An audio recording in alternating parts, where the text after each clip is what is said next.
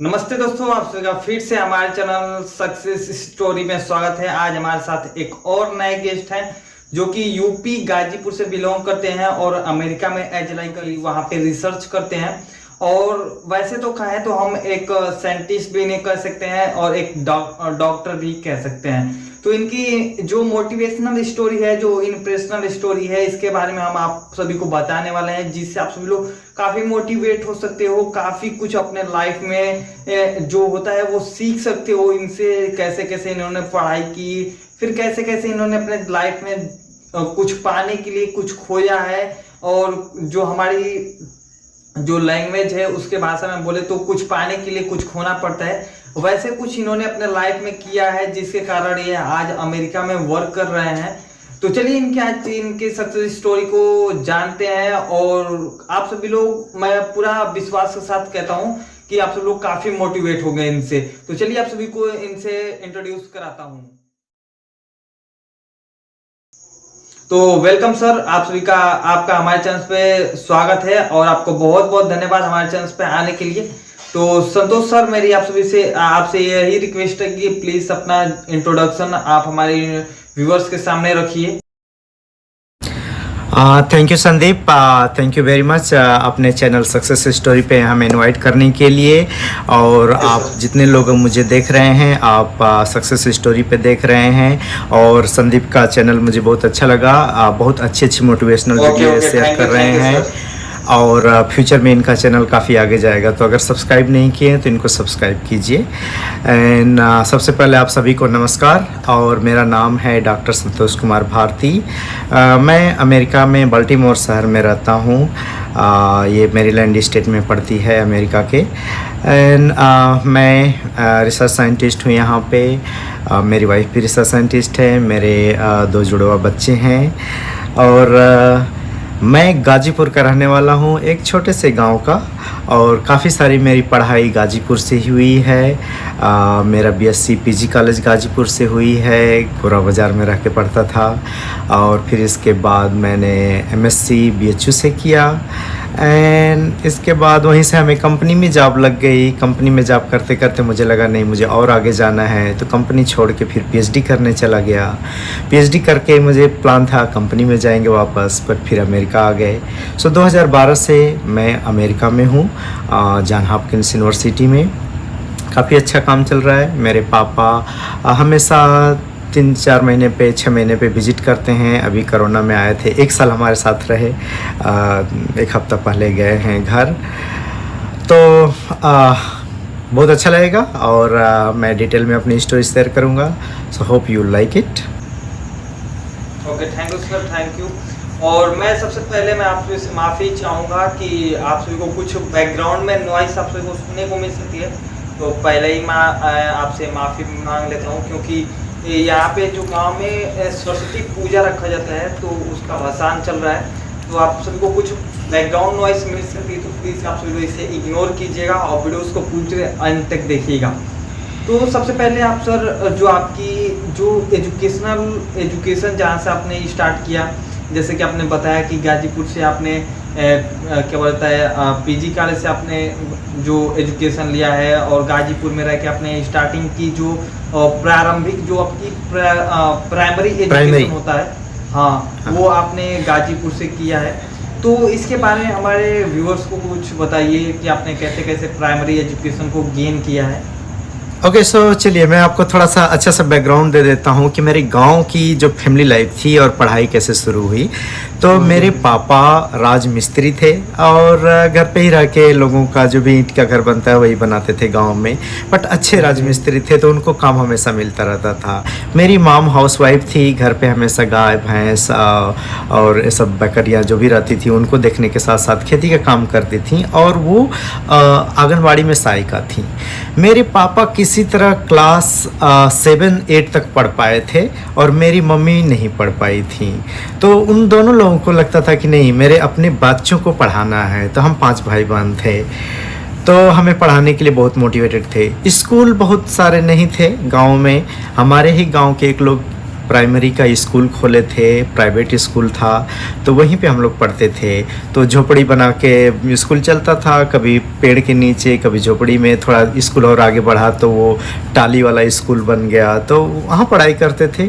तो क्लास 1 से लेके और 8 तक की जो हमारी पढ़ाई हुई थी, एक छोटे से प्राइमरी स्कूल में हुई थी, जो भी हमारे गांव का स्कूल था।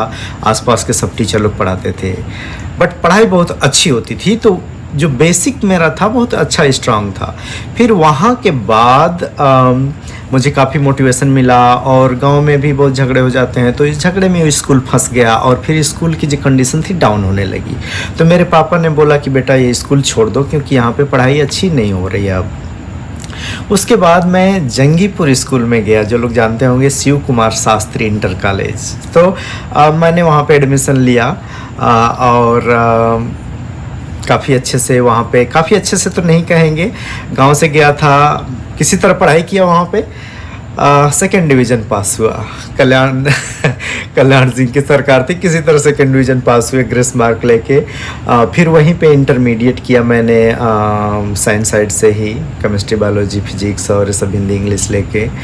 और वहाँ पे थोड़ा सा और आगे बढ़ा, थोड़ा परसेंटेज वगैरह इम्प्रूव किया।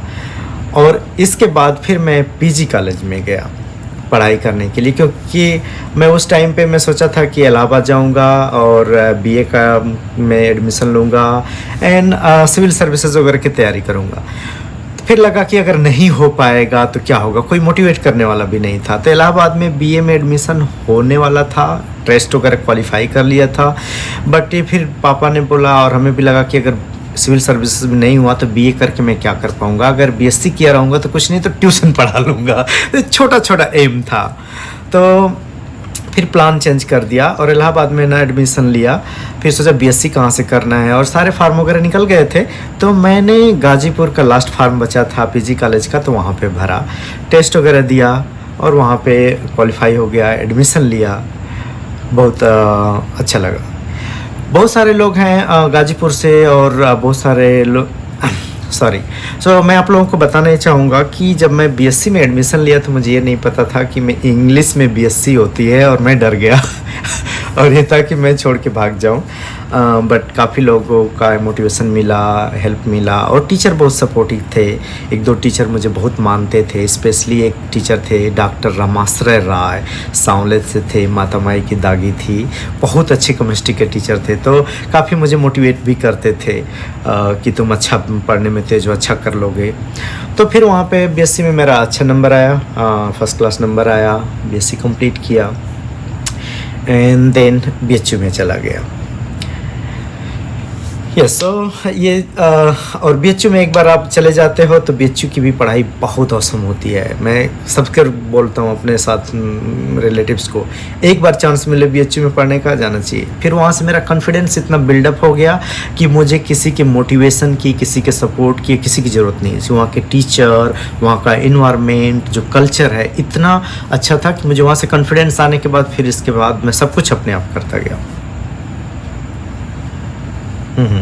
सो हमारी प्राइमरी की एजुकेशन बहुत बेसिक गांव के एक स्कूल से शुरू हुई थी, बट अच्छी रही थी, अच्छा रहा। तो सर जब आपने अपनी प्रारंभिक एजुकेशन को स्टार्ट किया, फिर धीरे धीरे आपने एजुकेशन को धीरे धीरे अपने इम्प्लीमेंट करते गए, तो सर जो हमारे गांव की एजुकेशन होती है तो उसके बारे में आप कुछ बताना चाहेंगे, कुछ उसके बारे में बोलना चाहेंगे, जो लोग गांव से बिलोंग करते हैं और उनके माइंड में ये बैठा रहता है कि मैं गांव में रह के कुछ नहीं कर सकता हूँ, मुझे शहर में जाना चाहिए इस चीज़ को करने के लिए, तो उनके लिए आप क्या कहना चाहेंगे?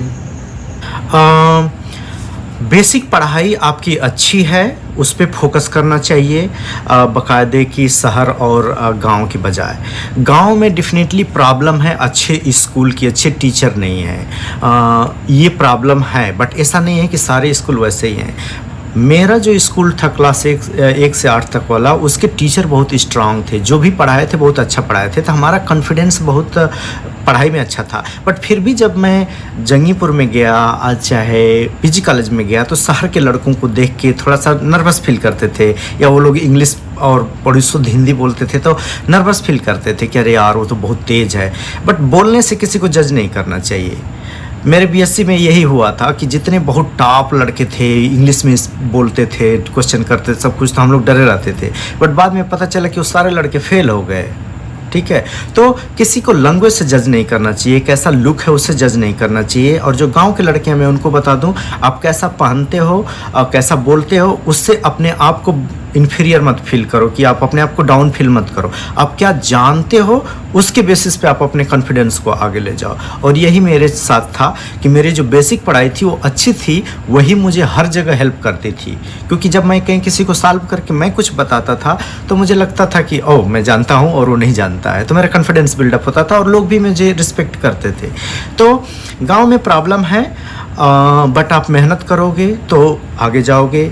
उस टाइम पे जितने लोग मेरे साथ पढ़े थे, कोई नेवी में, कोई एयरफोर्स में, मैं पीएचडी में चला आया, कहीं ना कहीं लोग जॉब चले पा गए, कोई टीचर बन गया, बट वो लोग मेहनत किए पा गए। गांव के लड़कों को डेफिनेटली थोड़ा रिसोर्सेज कम है और उतनी फैसिलिटी कम है जितना शहर में होती है, बट डेफिनेटली आप मेहनत करोगे तो कोई प्रॉब्लम नहीं है, आपको कोई ना कोई सपोर्ट कहीं ना कहीं से मिल जाता है। और पीजी कॉलेज में जब आपने पढ़ाई की थी तो उस टाइम आपका मतलब आपका कैसे कैसे सब चल रहा था उस टाइम? क्योंकि पीजी का जो कॉलेज है ये तो काफ़ी पुराना कॉलेज है और आज भी ये चल रहा है गाजीपुर में, और बहुत सारे लोग वहाँ पे पढ़ने भी जाते हैं, और हमारे कुछ फ्रेंड्स भी हैं जो पीजी कॉलेज में पढ़ाई करते हैं आज भी। तो आप अपने जिस टाइम अपने वहाँ से एजुकेशन गेन की थी उस समय वहाँ पे कैसा सब चल रहा था, उसके बारे में आप थोड़ा बताइए हमारे व्यूअर्स को। हमारे दोस्त लोग जो अपने स्कूल से, गांव के स्कूल से जब फर्स्ट एंट्रेंस देने गए थे पीजी कॉलेज में, तो पीजी कॉलेज में एंट्रेंस में बहुत लड़के आते हैं, तो हम लोग डर गए कि अरे यार इतने लड़के आए हैं, हम लोग किस खेत की मूली हैं हम लोग। और हमारा दोस्त रमाश्रे जो अभी नेवी में है, वो बोलता था कि यार संतोष, अगर हम लोग एंट्रेंस पास नहीं हुए ना तो हमारी गाँव में बहुत बेइज्जती होगी कि हम लोग गाँव के तेजुखा है। बट जब हमने एंट्रेंस दिया तो हमारा बहुत अच्छा नंबर आया, और पता चला कि हम लोग सबका एडमिशन हो गया बिना कुछ किए। तो हम लोग का नॉलेज था, नॉलेज आपने दिया। जब एंट्री हो गई कॉलेज में तो शुरू में 1-2 महीने पीजी कॉलेज में क्या करते हैं टीचर कि बस इंग्लिश में पढ़ाते हैं, ताकि जिसको रुकना है रुके, और नहीं जिसको रुकना है वो दूसरे में ट्रांसफ़र करा ले, तो किसी का ईयर वेस्ट नहीं होगा और पैसा भी नहीं वेस्ट होगा, तो एडमिशन फीस दूसरे आर्ट में या किसी और सब्जेक्ट में ट्रांसफ़र हो जाएगी। तो ये उनकी स्ट्रेटजी रहती थी। तो पहले 2 महीने इतने इंग्लिश में वो लोग पढ़ाए तो डर गया मैं कि यार हम लोग भोजपुरी में बात करते हैं और हाई स्कूल इंटर में इंग्लिश हिंदी में पढ़े हैं और ये टोटली इंग्लिश में है, नहीं हो पाएगा। और मैंने पापा को बोल दिया कि पापा नहीं मैं कर पाऊँगा, फेल हो जाऊँगा। पापा ने बोला कि वैसे भी अब तो एडमिशन कहीं होगा नहीं, साल भर मेहनत करो और फेल हो गए तो फेल हो गए। तो मैंने क्या किया कि मुझे लगा कि जिस चीज़ में मैं वीक हूँ उसकी कोचिंग ले लिया। केमिस्ट्री में मेरा हाई स्कूल इंटर वीक था, मैंने कोचिंग ले लिया रमाश्रे राय से। प्लस मैंने बहुत मेहनत की। ये समझो कि गाजीपुर से जो मेरा घर है 17 किलोमीटर दूर है, बट मैं 17 किलोमीटर पे ही नहीं जाता था घर, 2-2 महीने पे गाजीपुर से घर जाता था। और बता दूं फर्स्ट ईयर में होली के दिन सुबह मैं घर गया था। तो ये मैं सेक्रीफाइसेस करता था कि नहीं जाना है और पढ़ाई करना है। स्ट्रेटजी कुछ यूज करता था, मैं बता दूं, बट मेन जो आपका चीज़ है वो मोटिवेशन और डिटर्मिनेशन और कितना हार्ड वर्क कर रहे हैं। अगर वो कोई चीज़ नहीं समझ में आ रही है तो लेकिन मेरा दिमाग नहीं है, नहीं समझ में आ रहा है, ऐसा नहीं सोचना चाहिए। उसको 1 बार 2 बार 3 बार नहीं समझ में आ रहा तो पहले याद कर लो, फिर इसके बाद समझो, आप कर लोगे। तो मैं क्या करता था कि सारे जो फिगर होते थे जियोलॉजी बॉटनी के बनाना, उसको याद करने के लिए पूरे रूम में चारों तरफ दीवारों पे चिपका देना, सोते उठते बैठते रहेगा। सुबह उठना है 6 बजे तो सुबह उठ के ब्रश करके रेडी होके बैठ जाना है पढ़ाई करने। जितने टाइम पे अगर 9 बजे खाना बनाना है तो 9 बजे खाना बना के 10:30 बजे तक सब फिनिश कर देना है, फिर हमें बैठ देना पढ़ने के लिए। तो सुबह से लेके रात को 10:30 बजे तक मेरा एकदम रूटीन रहता था। कब सोना है कब जगना है एकदम फिक्स रहता था, कब खाना है ये भी फिक्स रहता था। अगर मुझे 9 बजे खाना बनाना है शाम को तो 9 बजे ही बनेगा, चाहे कितनी भी भूख लग जाए। 8 बजे नहीं बनाएंगे, क्योंकि 8 बजे बनाएंगे फिर खा के सो जाएंगे। तो मेरा डिटर्मिनेशन बहुत ज़्यादा था कि पढ़ाई के लिए मैं कुछ भी करूँगा चाहे कितना भी हो जाए। तो मैंने क्रिकेट में खेलने में बहुत आगे था, और मैं थोड़ा सा मेरा स्कूलिंग और ये सब लड़कियों के चक्कर में भी बहुत बर्बाद हुआ था। तो मैं बीएससी में फोकस था कि मुझे क्रिकेट एकदम छोड़ देना है, छोड़ दिया।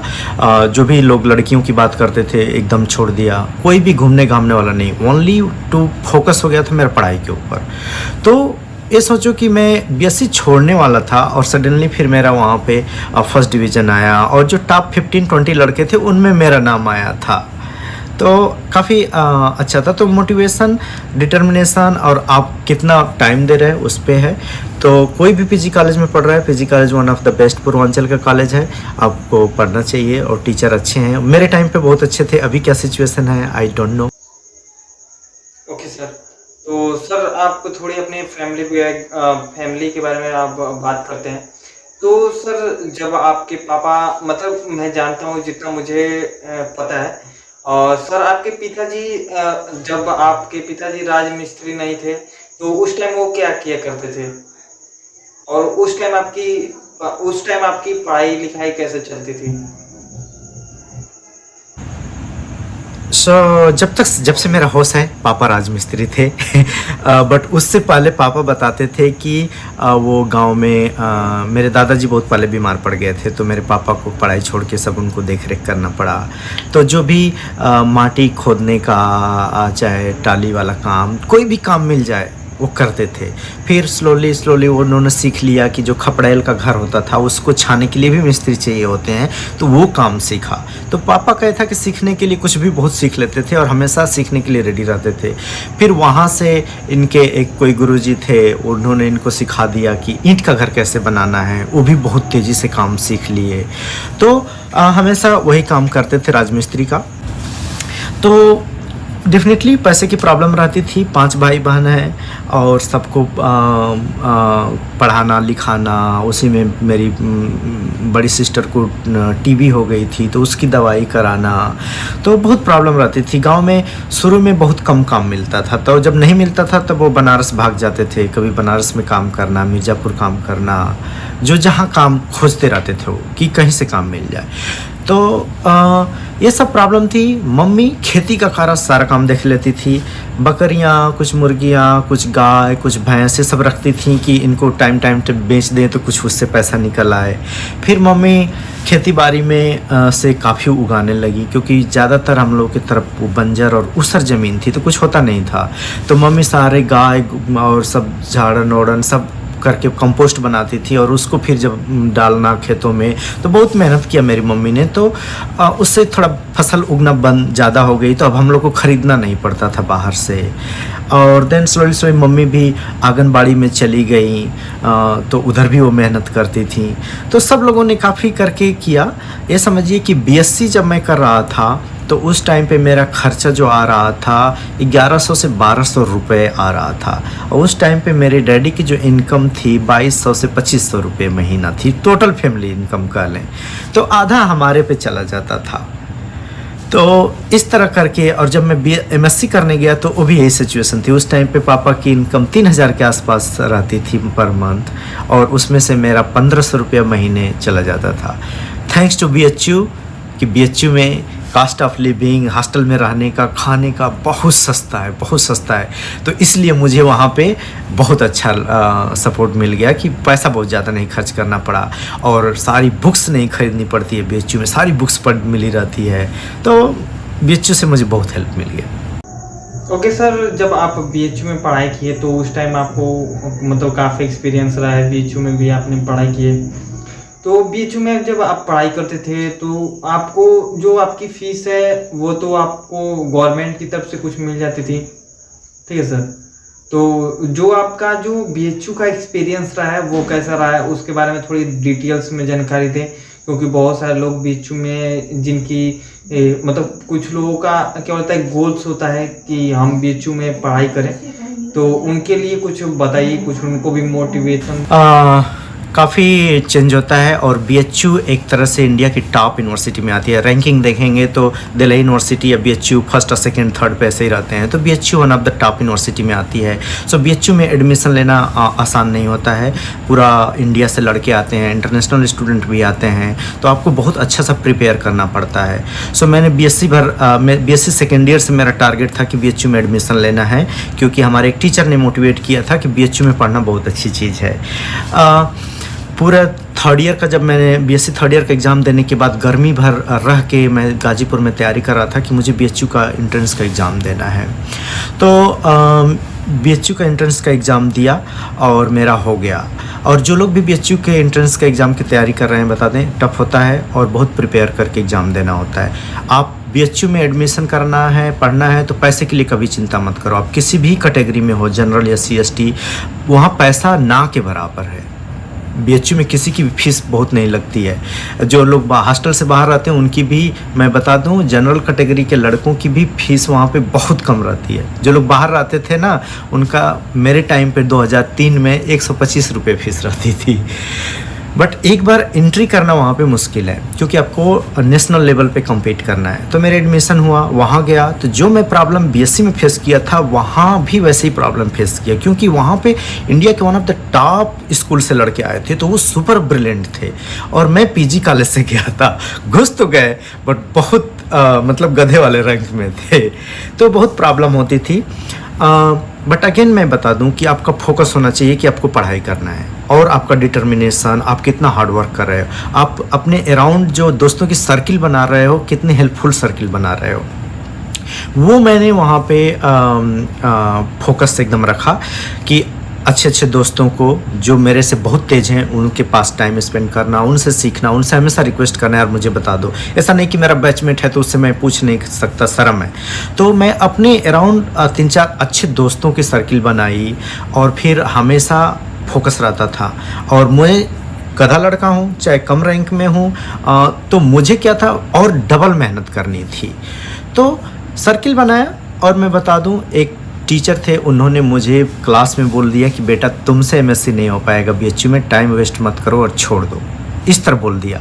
अब मैं बता दूं, उसी इस डिपार्टमेंट हेड ने फर्स्ट ईयर का रिजल्ट आने पे हमें बोला था कि तुम्हारी परफॉर्मेंस सबसे औसम है, क्योंकि उन लोग को एक्सपेक्ट था कि मैं फेल हो जाऊंगा, और मेरा फर्स्ट डिवीज़न से भी ऊपर नंबर आ गया 70% के आसपास। तो उनको लगा कि ये लड़का कैसे परफॉर्म कर दिया जो कि फेल होने वाला था और इतना % नंबर ला दिया।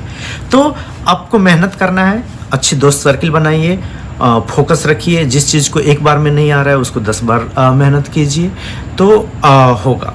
बट डेफिनेटली आप ऑसम परफॉर्मेंस करोगे। और मेरा दोस्त अमनतुल्ला था, बहुत मेरी हेल्प किया, उसका मैं भी वीडियो मेरे ब्लॉग पे आएगा। अशोक था, दीपक कनौजिया था, और बहुत सारे अच्छे और भी बंगाली लड़के थे। तो सब लोग के साथ मेरा, कुछ लड़कों के साथ बहुत अच्छा कनेक्शन बना, और सब लोगों ने मेरी बड़ी अच्छी सी हेल्प की, और फिर मैं सबके बराबर परफॉर्मेंस किया।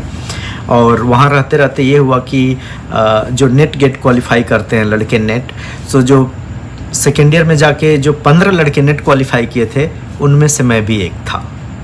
तो मैं वो 55 लड़कों में कहीं लास्ट में आता था जब एडमिशन लिया था। तो जब नेट क्वालिफाई करने का टाइम आया तो टॉप 15 लड़कों में आ गया मेरा भी नाम। तो आप मेहनत करो तो चेंज कर सकते हो, ये मेरा एक्सपीरियंस है। और बहुत सारे BHU की स्टोरी है, एक ब्लॉग में कवर करना थोड़ा मुश्किल है। एंड BHU में रहते रहते मेरा वहाँ से कैंपस प्लेसमेंट हो गया, वहीं से कंपनी में जॉब लग गई थी मेरी। तो ये मेरा परफॉर्मेंस था कि एक टीचर बोले कि आप कुछ नहीं कर पाओगे, और वहीं पे प्रूफ कर दो उसी टीचर को कि हाँ आई हैव डन बेस्ट, और बहुत लो से बहुत अप तक आ गया हूँ। कैंपस प्लेसमेंट हो गया वहीं से, तो ऐसा लगता है कि जॉब हो गई। और मेरा एक मोटो नहीं था कि तुरंत जॉब पा के मुझे जाना है। जिस दिन मुझे जॉब लग गई, मैं किसी को नहीं बताया अपने घर पे, मेरे पापा को 3 दिन तक नहीं बताया, क्योंकि मुझे लगता था कि जैसे पापा को पता चलेगा वो बोलेंगे जाओ जॉब करो। और मेरा प्लान और बड़ा था कि नहीं, मुझे PhD करना है और बेटर करना है। और मेरे दोस्त के मोबाइल पे फ़ोन किया पापा ने, उस टाइम पे मिर्ज़ापुर में काम कर रहे थे। अब मेरे दोस्त बता दिए, कह रहे संतोष को जॉब लग गई, आप कहाँ हैं? पापा उसी दिन रात को हॉस्टल पे आ गए और बोले कि नहीं अब कुछ सोचो नहीं, चुपचाप जॉब करने जाओ। तो फिर बहुत सारा डिस्कशन हुआ और मेरे और पापा के बीच में हॉस्टल पे ही, और फिर इसके बाद हम जॉब करने चले गए। तो सर आपकी जो मैरिड लाइफ थी वो तो काफ़ी, मैंने आपकी वीडियो देख के काफ़ी कुछ जाना है। सर जो आपकी स्टोरी है, जो बोले तो लव स्टोरी है, उसके बारे में कुछ बोलेंगे? लव स्टोरी के बारे में बोल सकता हूँ डेफिनेटली। और जैसा कि मैंने पहले बताया कि हाई स्कूल और सब के टाइम पे मैं थोड़ा सा क्रिकेट खेलना और फिर फालतूगिरी लड़कों के साथ करना, लड़कियों के पीछे भागना, ये सब थोड़ा किया था, तो मैं वीक हो गया था। फिर इसके बाद मैंने रियलाइज़ किया कि नहीं, मुझे फोकस करना है पढ़ाई पे। तो फिर बीएससी में मेरा ये हो गया कि किसी लड़की से कभी भी बात नहीं करना है, एकदम 100% फोकस, तो 100% फोकस।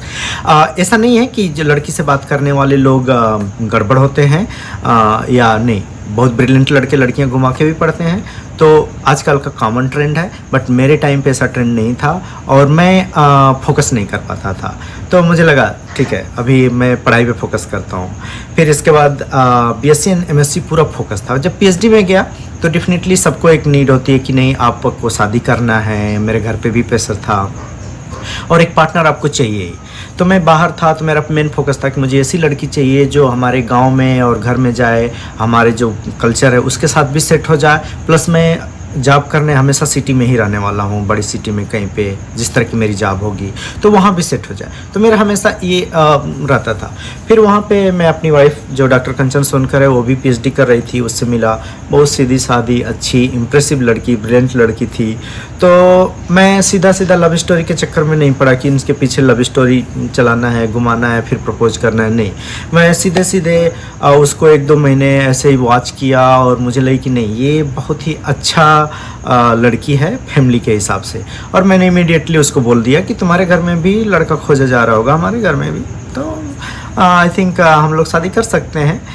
बहुत सारी हसल हुई, बहुत सारी प्रॉब्लम हुई इंटरकास्ट की वजह से, बट फाइनली उसके घर वाले रेडी हुए एंड 2016 में हम लोग शादी किए।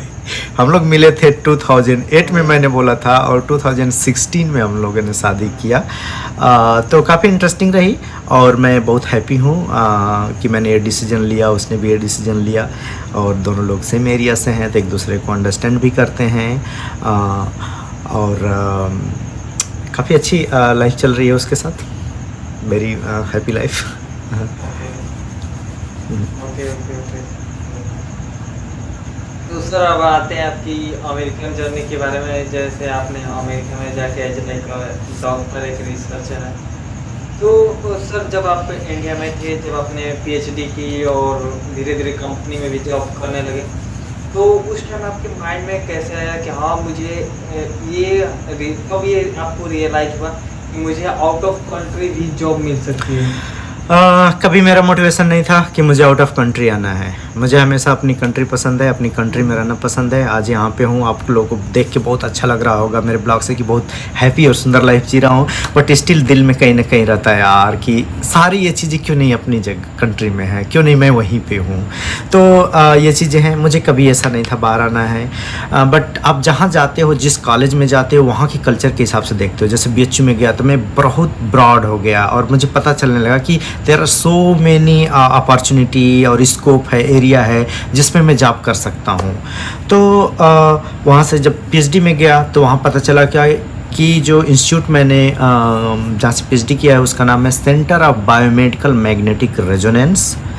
अभी उसका नाम हो गया सेंटर ऑफ बायोमेडिकल रिसर्च, जो SGPGI हॉस्पिटल के कैंपस के अंदर ही है, ऑटोनॉमस इंस्टीट्यूट है।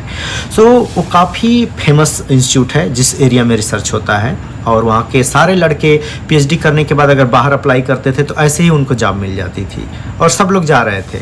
मेरा आने का मन नहीं था।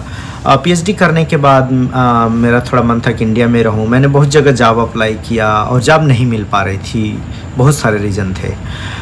फिर इसके बाद थोड़ा मैं 8-9 महीने तक बिना फेलोशिप के, बिना पैसे के रहा। कंचन का सपोर्ट था, कंचन को फेलोशिप मिल रही थी तो उसके फेलोशिप पे मैं रहता था।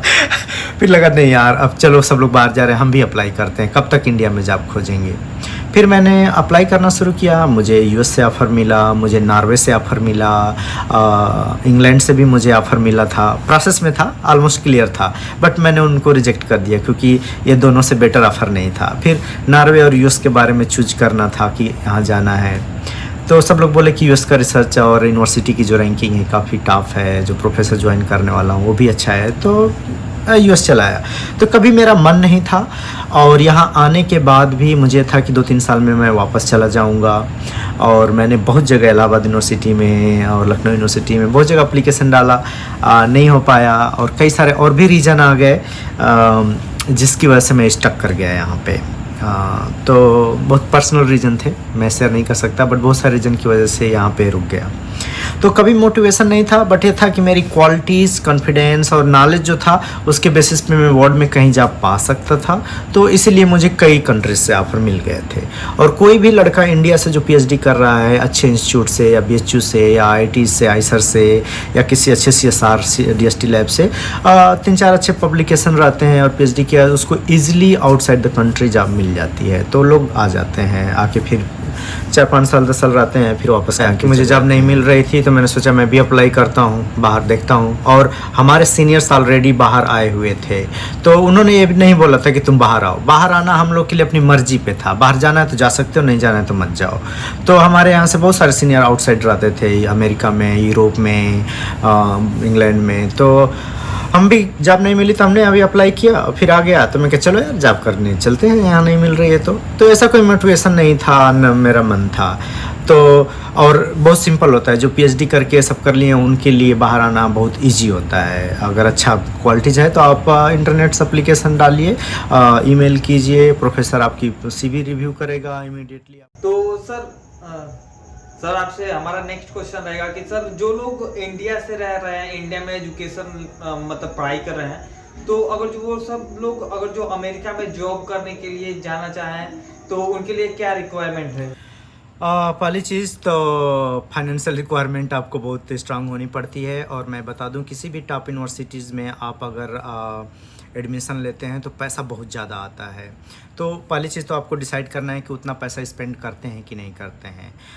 एक एवरेज यूनिवर्सिटी से लेकर टॉप यूनिवर्सिटी में जो मास्टर करने की फ़ीस होती है 2 साल की, वो समझिए कि 40 लाख रुपए से लेके 1 करोड़ रुपए के बीच में होती है। तो आप क्या उतना पैसा लगाना चाह रहे हैं? दूसरी चीज़, अगर लोन लेके आना चाह रहे हैं, आप डिटरमाइन हैं आने के लिए, तो अगेन रिक्वायरमेंट होती है कि जीआरई, टोफेल, ये सब जो एग्ज़ाम होता है, स्पेशली यूएस में जीआरई ज़्यादा एक्सेप्ट करते हैं, तो इंग्लिश का एग्ज़ाम होता है कि आप इंग्लिश में कितना फ्रीक्वेंटली स्पीक कर सकते हैं, अंडरस्टैंड कर सकते हैं, राइट कर सकते हैं, तो एक मेन एग्ज़ाम होता है। एंड देन आप अप्लाई कीजिए यूनिवर्सिटी में, नवंबर, दिसंबर या जनवरी के टाइम पे एप्लीकेशन प्रोसेस होती है, फिर उसका डिसीजन वो लोग अप्रैल मई के टाइम पे लेते हैं, इंटरव्यू वगैरह भी लेते हैं, एंड देन फिर सितंबर से यहाँ पे क्लासेस शुरू होती हैं। तो कोई ऐसी कोई रिक्वायरमेंट नहीं होती है स्पेशल कि आपको अमेरिका आने के लिए ऐसी कोई रिक्वायरमेंट है। जीआरई वगैरह आप क्वालिफाई कर सकते हो, आप अच्छा रैंक है, फिर इसके बाद आप अप्लाई कीजिए, और उस यूनिवर्सिटी में कितनी एप्लीकेशन आती है उसके बेसिस पे वो लोग टॉप स्टूडेंट पिक करते हैं। कई बार क्या होता है कि अगर आप टॉप यूनिवर्सिटी में नहीं अप्लाई कर पा रहे हो, नहीं मिल पा रहा है, अब बहुत छोटे छोटे यूनिवर्सिटी हैं उसमें अप्लाई करो, उनकी भी क्वालिटी ऑफ एजुकेशन काफ़ी अच्छी होती है और इजीली एडमिशन मिल जाता है। बट इतना कोई पैसा स्पेंड करना चाहता है कि नहीं। सेकेंड क्वेश्चन होगा कुछ लोगों को कि स्कॉलरशिप मिल जाएगी। यस, स्कॉलरशिप मिलती है, बट अमेरिकन यूनिवर्सिटीज़ क्या करती हैं, प्राइवेट हो या सरकारी हो, वो अपने सिटीजन्स को स्कॉलरशिप देना पहले प्रेफर करती हैं। सो आउटसाइडर्स को बहुत कम लोगों को फेलोशिप मिलती है, बहुत कंडीशन में फेलोशिप मिलती है, तो चांसेस है फेलोशिप पाने का इंडिया से बहुत कम होता है। और यहाँ की यूनिवर्सिटी की जो मेन कमाई होती है ना, आउटसाइडर स्टूडेंट्स से होती है। इंडिया से 2-2 लाख स्टूडेंट्स आते हैं पर ईयर स्टडी करने के लिए, और ये सोचिए कि अगर एक स्टूडेंट 70-75 लाख भी खर्च कर रहा है तो कितना पैसा बनाती है यूनिवर्सिटीज़।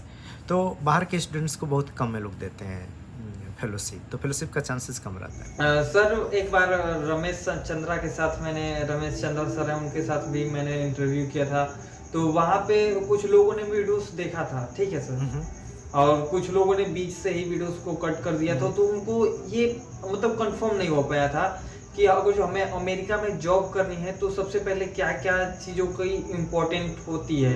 रमेश चंद्र सर ने ऑलरेडी उस चीज़ के बारे में बताया था, बट आप हमें बताइए, इस चीज़ को कंफर्म कीजिए हमारे व्यूवर्स को। बहुत सारे लोगों के मन में ये डाउट्स है। कुछ लोगों ने मुझे तो डायरेक्ट ये भी बोला था कि आप जिनसे बात कर रहे हो, जो लोग अमेरिका में रह रहे हैं, उनसे डायरेक्ट हमको वीज़ा दिलवाइए। तो मैं आप सभी से पहले ही माफ़ी चाहूँगा, मैं ऐसा कुछ नहीं कर सकता हूँ। और सर इसके बारे में क्या रिक्वायरमेंट है उसको आप पूरे अच्छे से कंफर्म कीजिए, क्या कि लोग हमारे जो भी व्यूअर्स है उसको अच्छे से समझ सकें। So first of all, America Arabian country नहीं है कि जहाँ पे आपका कोई जानने वाला है आपको वीज़ा दिला देगा। मैं अपने भाई बहनों को किसी को वीज़ा दिला के बुला नहीं पाया हूँ। मैं पापा को बुला पाया इसलिए क्योंकि मेरे पापा पेरेंट्स हैं, तो पेरेंट्स को बुला लेते हैं। सेकेंड चीज़, आपकी पढ़ाई के लिए, जॉब के लिए, किसी के लिए भी यहाँ पे कोई भी आदमी आपकी हेल्प नहीं कर पाएगा। तो आपको क्वालिफाइड होना पड़ता है कि हाँ मैं क्वालिफाइड हूँ। हम लोग क्या कर सकते हैं, बता सकते हैं कि अच्छा इस यूनिवर्सिटी में अप्लाई करो, इस यूनिवर्सिटी में अप्लाई करो, चाहे जीआरई क्वालिफाई कर लो पहले, इस तरह का एग्ज़ाम दो। तो हम गाइड कर सकते हैं, हेल्प एकदम नहीं कर पाते हैं। और अमेरिका में किसी को भी जो अमेरिका लेती है ना, अंदर आने के लिए परमिशन देती है, वीज़ा देती है, तो ये सोच के लेती है कि ये कितना क्वालिफाइड पर्सन है और यहाँ जाके कितना अच्छा काम करेगा। सो जब हम अच्छा काम करेंगे तो अमेरिका की इकोनॉमी को हेल्प करेगा, अमेरिका की बढ़ोतरी में हेल्प करेगा। तो अमेरिका में बहुत लोगों की लाइन लगी है, चाहे इंडियन हो, चाइनीज हो, कोई भी एशियन कंट्री हो या यूरोपियन कंट्री हो, अफ्रीकन कंट्री हो, सब जगह से लोग अमेरिका आना चाहते हैं। तो इंटरनेशनल कंपटीशन है और उसमें भी टॉप कंपटीशन है। सोचिए कि हमारे इंडिया से, आईआईटी से और आईसर से, इंडियन इंस्टीट्यूट ऑफ मैनेजमेंट से, ये सब जगह से लड़के एकदम लाइन में लगे रहते हैं कि हमको आना है। तो आपको भी उतना ही क्वालिफाइड होना पड़ेगा, तब कोई कंपनी यहाँ से आपको जॉब देगी, या चाहे कोई यूनिवर्सिटी आपकी देख के प्रोफाइल को, सीवी को बोलेगी हाँ क्वालिफाइड पर्सन है, अच्छा है, इंटरव्यू लगी तो अच्छा लगेगा, तब आपको आने देंगे। तो इतना ईजी नहीं है, बट हाँ जो भी पर्सन क्वालिफाइड है ईजिली आ सकता है, बहुत ईजी है। तो मास्टर और बैचलर में पढ़ाई के लिए अगर आना है तो आपको सिंपली जीआरई क्वालिफाई करना है और हाई स्कूल में आपका अच्छा रैंक होना चाहिए। और सारे जो अगर सर्टिफिकेट वगैरह हैं हिंदी में रहते हैं तो इंग्लिश में ट्रांसलेट करवाते हैं लोग, बट वो लेटर स्टेजेस में होता है। फर्स्ट स्टेज होता है जीआरई क्वालिफाई होना चाहिए और आपको प्रोसेस पता होना चाहिए कि यूनिवर्सिटी कब कब अप्लीकेशन शुरू करती है, कैसे अप्लाई करना है। और बता दूँ, अप्लीकेशन में भी अगर आप कम से कम 30-40 यूनिवर्सिटी में एप्लीकेशन डालोगे, उसमें से कुछ यूनिवर्सिटी कॉल करेगी, कुछ इंटरव्यू करेगी और उसमें से 1-2 यूनिवर्सिटी या 4 यूनिवर्सिटी आपको ऑफ़र देगी ज्वाइन करने के लिए उनके पढ़ाई में। तो वो सब एप्लीकेशन भी 30-40 एप्लीकेशन डालने में आपका 1 से 2 लाख रुपए लगेगा, ये समझ जाइए, एप्लीकेशन डालने में भी। तो ये सब कॉस्टली बिजनेस है, बट आप एक बार आ जाते हो तो बहुत सारी जॉब अपॉर्चुनिटी ये सब भी बहुत अच्छी रहती है। So you can do a lot better in job, earn करना। और यहाँ पे एक बार अंदर आ जाते हो तो जॉब पाना मुश्किल नहीं है। आप अगर काम करने वाले पर्सन हो, आपको बहुत ज़्यादा जॉब यहाँ पे कोई ना कोई जॉब मिल जाती है। सर ये तो आपने कंफर्म कर दिया, चलिए ठीक है सर। बहुत सारे लोग क्या बोलते हैं कि जो आउट ऑफ कंट्री होती है वहाँ पे सबसे पहले ये जॉब के चक्कर में नहीं पड़ते हैं, क्योंकि एक हमें रमेश चंद्र सर ने एक बात बताई थी कि अगर जो आप सभी को अमेरिका में वर्क करना है तो सबसे पहले वहाँ पे आप सभी को काम ढूंढना है कि कौन सा मुझे काम करना है, देन उसके बाद वीजा के चक्कर में पड़ना है। क्योंकि वहाँ पे क्या होता है कि जो कंपनी आपको अप्रोच करेगी वहाँ पे काम करने के लिए, वो खुद आपको वीजा देगी। बट यहाँ पे कुछ ऐसा उल्टा सीन चल रहा है सर कि लोग क्या बोलते हैं कि हमें सबसे पहले वीजा दिलवाइए, उसके बाद मैं वहाँ पे जाके काम करूँगा। तो इस चीज़ को आप सबसे पहले सर इसे कंफर्म कर दीजिए हमारे व्यूअर्स को। यस, सो जो मोस्टली अपने तरफ से लोग हैं ना, वो अरबियन कंट्री में जाते हैं ज़्यादातर, तो उनको उस तरह से पता रहता है। बट मैं बता दूँ, वीज़ा क्या होता है। वीज़ा एक परमिट होता है किसी कंट्री में घुसने के लिए। वीज़ा का मतलब सिर्फ इतना है, ठीक है। हाँ, एक आपके पासपोर्ट पे स्टैंप लग जाएगा तो आप बॉर्डर क्रॉस करके उस कंट्री में घुस सकते हैं, ये वीज़ा परमिट है। तो जॉब पाना फर्स्ट होता है, कहीं भी किसी भी कंट्री में जाओ, अरबियन कंट्री का इस तरह है कि एजेंट को दे देते हैं, वही सब जॉब भी ढूंढवा देता है, कॉन्ट्रैक्ट भी करवा देता है, वीज़ा भी बनवा देता है, तो हम लोग को पता नहीं होता है। बट हर एक कंट्री का रूल होता है, पहले जॉब पाएंगे, जॉब पाने के बाद कंपनी आपको ऑफर लेटर देगी और कंपनी फिर आपके यहाँ के गवर्नमेंट ऑफिस में फाइल करती है कि इस आदमी को हमें हायर करना है और इसके लिए हमें वीज़ा डॉक्यूमेंट्स चाहिए, ठीक है। तो अगर आप H1 पे आने वाले हो तो आपको एक ऑफ़र लेटर देंगे, फिर सारे डॉक्यूमेंट लगा के फाइल होगा, एक गवर्नमेंट वो है डिपार्टमेंट है, USCIS बोलते हैं। फिर USCIS एक डॉक्यूमेंट जनरेट करके देगा I-797 करके, फिर उसको लेके और अपना पासपोर्ट लेके हम लोग दिल्ली में हैं तो या कोलकाता में, चेन्नई में, बॉम्बे में, जहाँ भी US एम्बेसी है वहाँ जाते हैं और बोलते हैं कि हमें जॉब ऑफर ही मिल गया है और हमें गवर्नमेंट से वहाँ का डॉक्यूमेंट भी मिल गया है वीज़ा लेने के लिए। तो हम वो सबमिट करते हैं वहाँ पे, फिर वो सब रिव्यू करके चेक करके कि ये सही है कि नहीं है, तब हमारे पासपोर्ट पे वीज़ा देते हैं और फिर हम लोग आते हैं। तो जो मेन डॉक्यूमेंट होता है वीज़ा का, वो कंपनी आपको हेल्प करती है, फाइल करती है और वो दिलवाती है। तो पहले जॉब फाइंड कीजिए, फिर कंपनी और आप दोनों लोग मिलके डॉक्यूमेंट अपना सबमिट करोगे USCIS डिपार्टमेंट को यहाँ पे, फिर वो एक डॉक्यूमेंट देगी और वो डॉक्यूमेंट लेके अपना पासपोर्ट लेके फिर आप दिल्ली US में एम्बेसी जाके वीज़ा फाइल करते हो ऑनलाइन और वहाँ पे जाके फिर इंटरव्यू देते हो और फिर इसके बाद वो स्टैंपिंग लगा के दे देगी। तो जब जॉब करने के लिए आप अमेरिका आओगे तो पासपोर्ट रहेगा जिसके ऊपर वीज़ा स्टैंपिंग है, आपका वो जॉब वाला डॉक्यूमेंट रहेगा, ऑफर लेटर वगैरह रहेगा, फिर जाके आप कंपनी ज्वाइन करते हो। अगर कोई ये सोच रहा है कि इंडिया में रहते रहते वहाँ से गाज़ीपुर से और यहाँ पे कोई जॉब पा जाए, बहुत मुश्किल है। प्रॉब्लम ये है कि बहुत ज़्यादा लोग ऑलरेडी उसमें हैं। तो आपको कंपनी अप्लाई कीजिए, आप क्वालिफाइड हैं उस जॉब के लिए तो आप लोग को रिप्लाई करेंगे और फिर इसके बाद आपको वो हायर करेंगे। तो जो H1 की प्रोसेस है कंपनी में, वो एम्प्लॉयर फाइंड करेंगे आप 1 साल पहले। अगर जनवरी में फाइंड कर रहे हैं, दिसंबर में फाइंड कर रहे हैं, तो आने वाले मार्च में और अप्रैल में आपका वो एप्लीकेशन डालेगा H1 का, कंपनी का बता रहा हूँ। फिर वो अप्रूवल होगा, लॉटरी होगी मई में, जून में, तो उस टाइम पे पता चलेगा कि आपका H1 हुआ या नहीं हुआ। फिर अक्टूबर से आप ज्वाइन करोगे। तो ज़्यादातर जो कंपनीज है ना, अभी बाहर से लेना प्रीफर नहीं कर रही हैं क्योंकि उन H1 पे बहुत रूल रेगुलेशन आ गया है और ऑलरेडी बहुत सारे लोग हैं। तो जो इंडिया से लोग आते हैं ना, वो किसी कंपनी में काम कर रहे हैं, इंडिया में कंपनी से कांटेक्ट है या यहाँ की कंपनी की कोई ब्रांच है वहाँ पे, तो इस तरह करके राउट करके आते हैं। डायरेक्ट जॉब पाना थोड़ा सा मुश्किल होता है। पढ़ाई करने वाले जो लड़के आते हैं उनको परमिट होता है यहाँ पे जॉब करना, तो वो तुरंत जॉब पा जाते हैं। हम जैसे लोग जो PhD के लोग आते हैं उनका जॉब पाना ईजी है क्योंकि रिसर्च एंड डेवलपमेंट में बहुत सारी जॉब है और ईजिली हम लोग को मिल जाती है। बट अगेन हमने PhD किया है, हम उतना क्वालिफाइड शो किए हैं, हमारा रिसर्च पब्लिकेशन और CV उतना लगता है इंटरनेशनल लेवल का, इनके लेवल का, तब वो बुलाते हैं। नहीं लगता है तो नहीं बुलाते हैं कभी। तो आई होप वीज़ा का मैंने क्लियर कर दिया कि पहले जॉब पाना, डॉक्यूमेंट लेना एंड देन जाके वीज़ा लेना।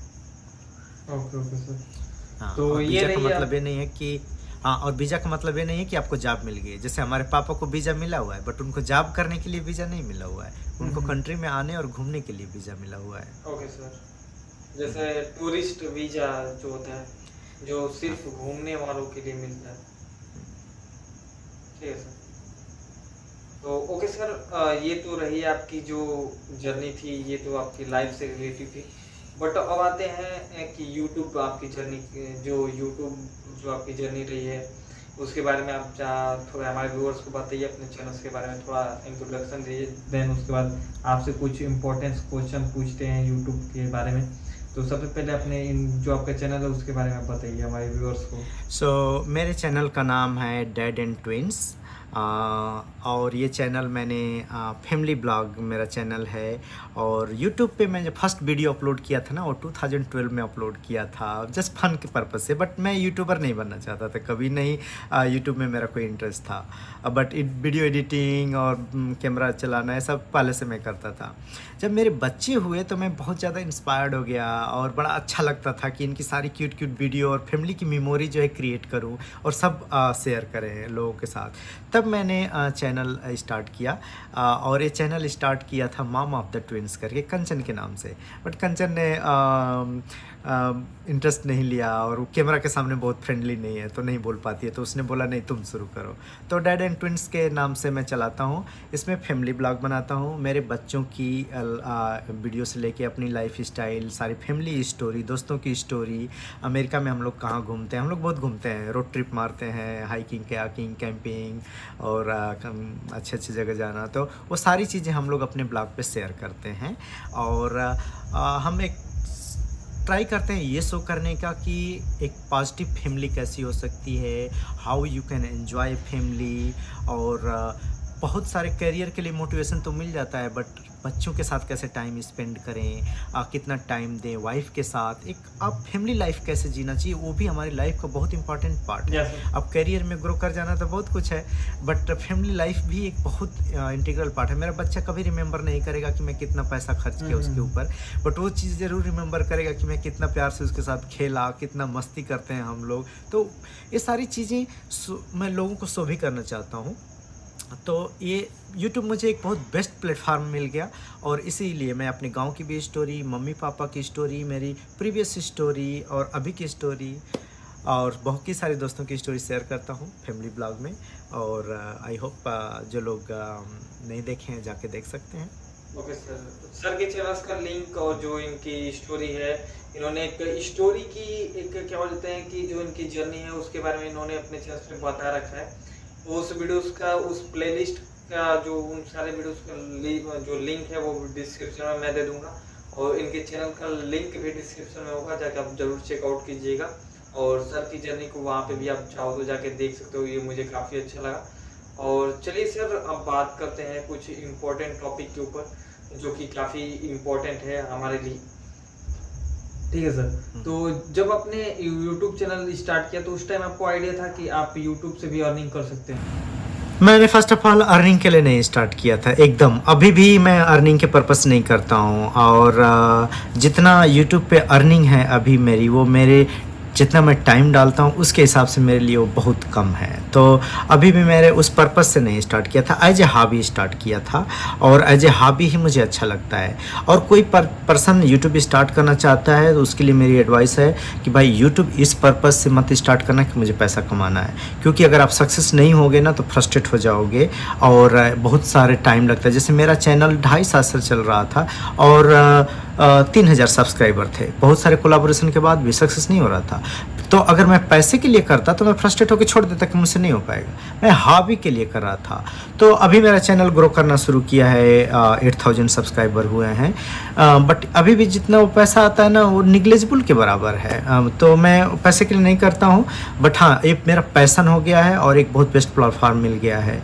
तो पता नहीं था कितना अर्निंग आती है, बट हाँ फ्यूचर में आ भी सकती है।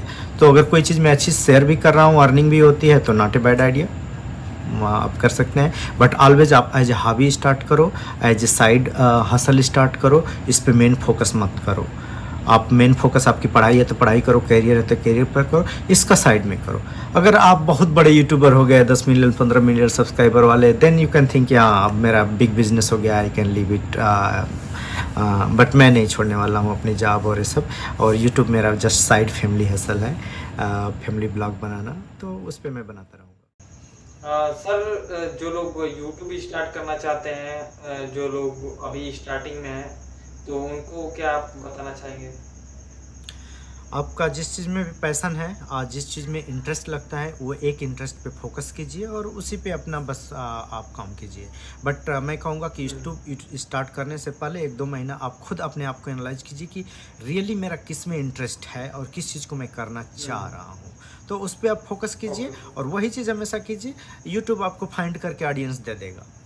तो आपने यूट्यूब पे देखा ही होगा, जैसे कैरी मिनाती का चैनल है, कितना बड़ा चैनल है, एशिया का नंबर 1 चैनल है, वो क्या करता है गाली देता है, बट उसके भी ऑडियंस है, बट वो एक ही काम करता है। तो आप कोई भी काम करो, एक ही काम करो और उसी पे फोकस रहो, अपनी थीम फोकस किए रहो, और जिस चीज़ में आप पैशनेट हो, चाहे दिल से करना चाह रहे हो, उसी पे करो तो अच्छा रहेगा। जैसे मैं बहुत सारा और चीज़ें हैं जिसमें वीडियो बना के मैं कमा सकता हूँ ज़्यादा पैसा, बट उसमें मेरा फोकस इसलिए नहीं है क्योंकि मैं उसको दिल से नहीं बना पाऊँगा। बच्चों के साथ प्ले करना, फैमिली ब्लॉग बनाना मेरा दिल से बनाता हूँ, तो पैसा मिले चाहे नहीं मिले मैं बनाऊँगा। तो वैसा काम करो, आप पैशनेट होके एक काम करो और वो रहेगा। और सक्सेस स्टोरी मैंने क्यों आपको किया, मेरे बहुत और भी सब्सक्राइबर हैं जिनके 50-60 हज़ार से ज़्यादा सब्सक्राइबर हैं। उन लोगों ने बोला उनको इंटरव्यू ना देने के बजाय तुम्हें क्यों चूज़ किया, क्यों कि तुम्हारा एकदम क्लियर कट आइडिया है कि success story and you are going to focus on कि लोगों की स्टोरी बताना कैसे अचीव किए हैं। तो ये स्टोरी किसी को मोटिवेट कर सकती है, किसी को हेल्प कर सकती है। तो इस थीम बहुत क्लियर कट है तुम्हारा, तो इस वजह से मैंने चूज किया तुम्हें कि यस तुमसे पहले बात करेंगे। Okay sir. तो सर आपने अभी तक YouTube से कितनी अर्निंग की है, क्योंकि बहुत सारे लोग जानना चाहते हैं कि YouTube से अगर जो YouTube पे कोई वर्क कर रहा है तो कितनी अर्निंग करता हो। अरे यार क्या तुम लोग फर्स्ट ऑफ ऑल यूट्यूब नहीं अलाउ करता है बताना, इट्स नॉट गुड, बट ये तो हाँ बट ये समझिए कि अराउंड बताइए तो अराउंड पे पिछले 6 महीने से मेरा मोनेटाइजेशन ऑन है, ठीक है। तो उसमें मेरी $100 की अर्निंग है, समझ गए। तो $100 मतलब 5,000-7,000 रुपये हुआ। अब ये समझो कि मैं 2 साल से चैनल चला रहा हूँ और हर वीडियो को एडिट करने में 1 घंटा लगता है, और अगर मैं कैमरा यूज कर रहा हूँ, सॉफ्टवेयर यूज कर रहा हूँ, कंप्यूटर यूज कर रहा हूँ, तो इतना इसमें डालो। तो मेरे लिए वो $100 कुछ नहीं। अगर मैं सिंपली मैं स्टॉक में इन्वेस्ट करूँ या डेली ट्रेडिंग करूँ, जो मैं करता भी हूँ, अगर वो सारी चीज़ें मैं करूँ तो I can make it $100 per day, ठीक है। तो मेरे लिए वो यूट्यूब अर्निंग ऐसा कुछ नहीं है। जितना चार्मिंग लगता है यूट्यूब ना, उतना चार्मिंग है नहीं। आप जब बहुत सक्सेसफुल हो जाते हो, there is a lot of money, and आप कितना बिजनेस ओरिएंटेड हो, कितना बिजनेस माइंडेड हो, you can grow it like a lot, ठीक है।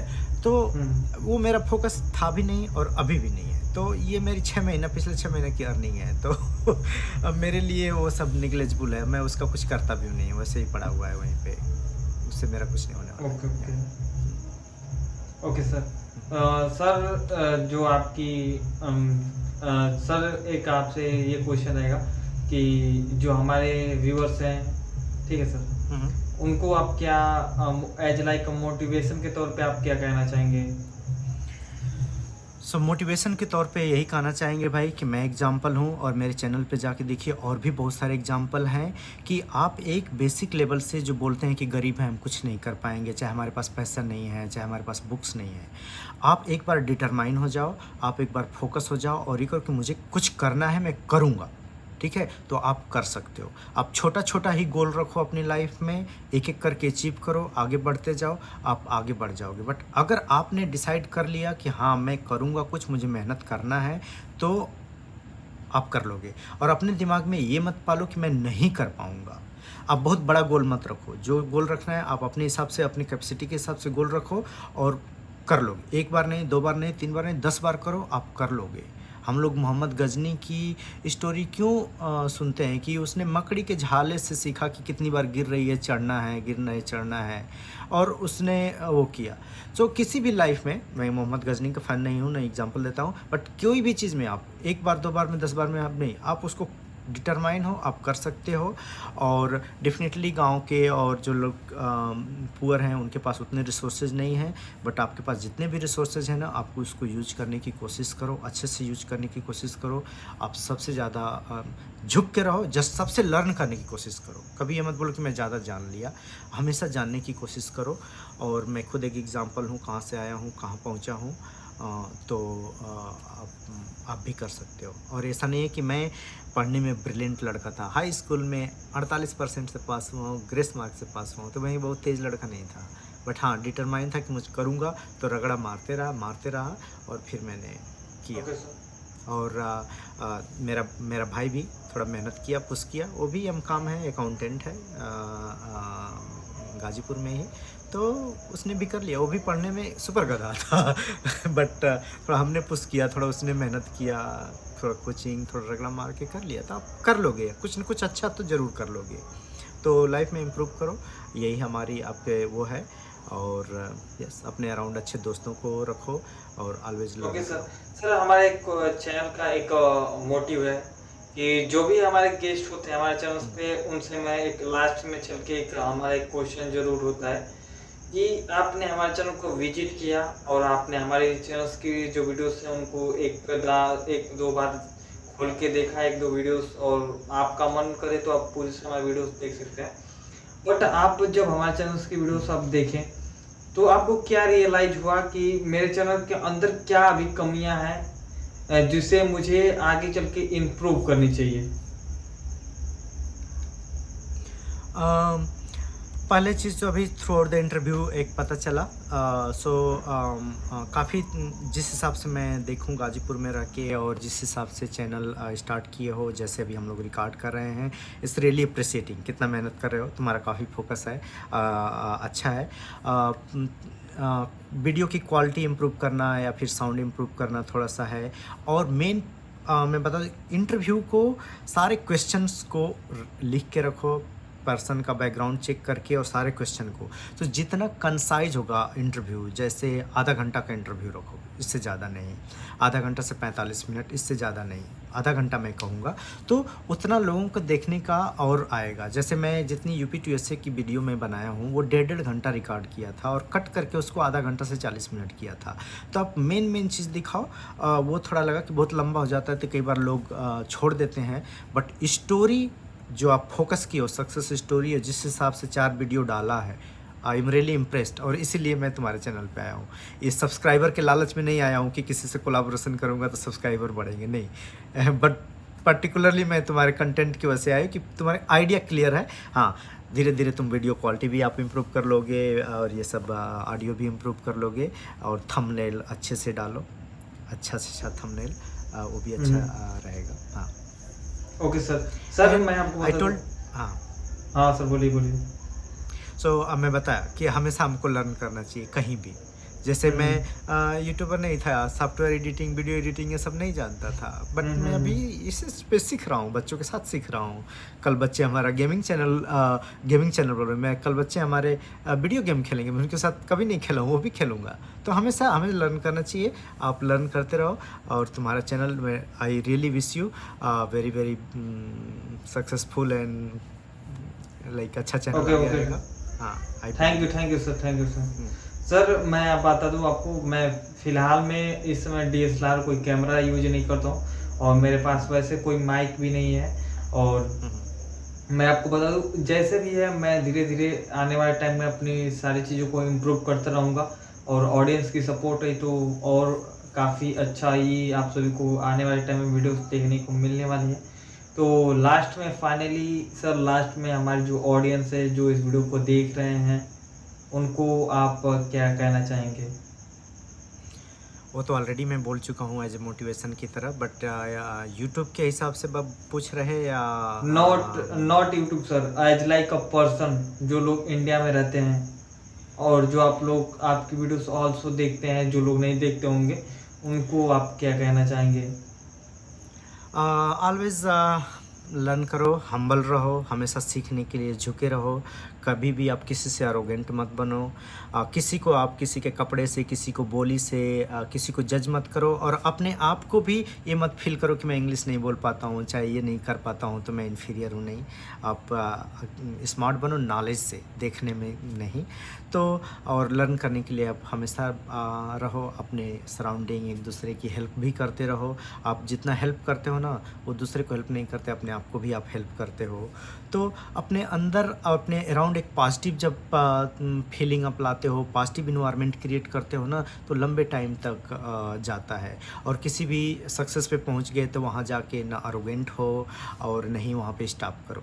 अगेन आप उससे भी आगे बढ़ने के लिए सीखते रहो।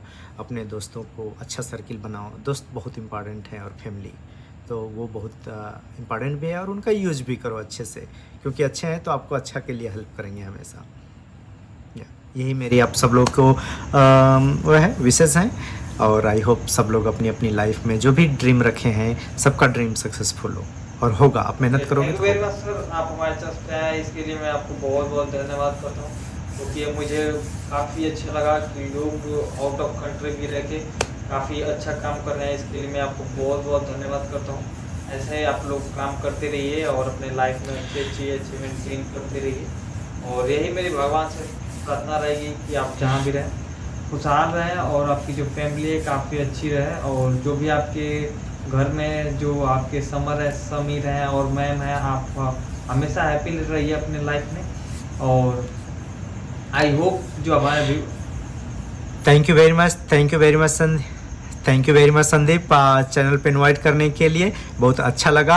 और जो लोग सक्सेस स्टोरी को सब्सक्राइब नहीं किए हैं, please subscribe to this channel and hope to see you again Okay, इसी okay. चैनल पे कभी Okay, गाजीपुर thank you, आएंगे sir. तो Thank फिर you, मिलेंगे। thank you. Okay. Bye bye, see you later. Okay okay. तो आई होप आज की वीडियो आप सबको पसंद है। वीडियो को पसंद है तो प्लीज वीडियो को लाइक कीजिएगा, कमेंट कीजिएगा। कमेंट में हमें ये जरूर बताइएगा कौन सा पार्ट आप सबको अच्छा लगा है, और सर के बारे में आप सब लोग कुछ जानना चाहते हो या फिर इनके चैनल्स को चेकआउट करना चाहते हो तो लिंक डिस्क्रिप्शन में दे रहा हूँ, जाकर वहां से आप सब लोग फाइंड आउट कीजिए। इनकी स्टोरी जो इन्होंने UP2 से डाली है उसको भी आप सब लोग चेकआउट कर सकते हैं। डिस्क्रिप्शन में लिंक दे रखा हूँ, वहां से आप सब लोग जाकर देख सकते हैं। तो प्लीज यार आप सभी के लिए मैं इतनी मेहनत करता हूँ तो प्लीज वीडियो उसको लाइक कीजिएगा, कमेंट कीजिएगा और अपने फ्रेंड लोग के साथ शेयर कीजिएगा। तो चलिए मिलते हैं किसी नेक्स्ट वीडियो में। तब तक के लिए जय हिंद, जय भारत।